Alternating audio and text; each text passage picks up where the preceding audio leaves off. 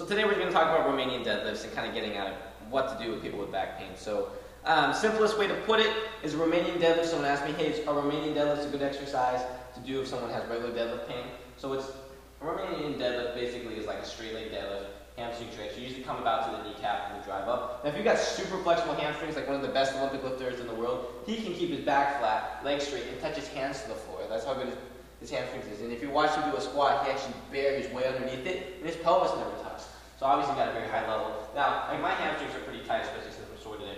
That's about all I can get, and then I'm going to come up. Okay, everyone else is different. So usually I just say come to about the kneecaps, and then that's it. Okay. So is that a great exercise for working with people with pain? Well, it has disadvantages and advantages. Advantage number one is because your range of motion is decreased. When people are coming down here and they usually start to break at the spine and flex, it takes it away because you're not going down as far. Okay?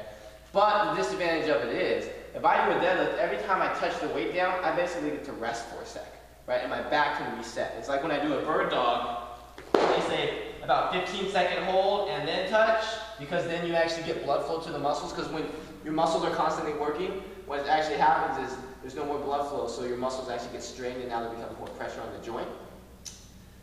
Well, what happens is when you touch every time on the deadlift, you actually get a micro rest, right? And so you reinstate blood flow. On a Romanian deadlift, there's no break.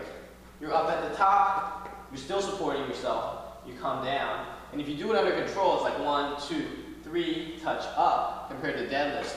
So I might do 10 Romanian deadlifts, it takes me 4 seconds to do each one, that's 40 seconds of work. I might do deadlifts, full deadlifts, right? I go up and down, it takes me like 2 seconds to do one, I do 10, it's 20 seconds. So now I just doubled my work time.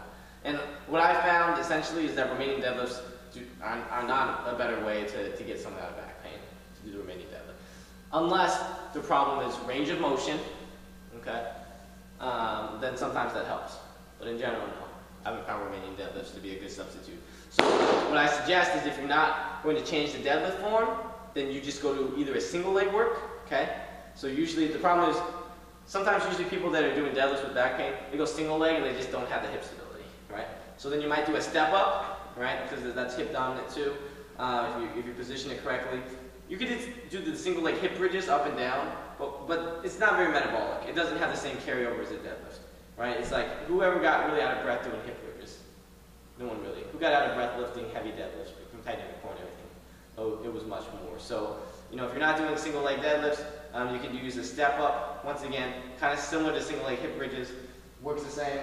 Rear muscle over posterior chain is the stability pulse, right? The shelves on the hamstring curls and things like that. But that's the answer to that question.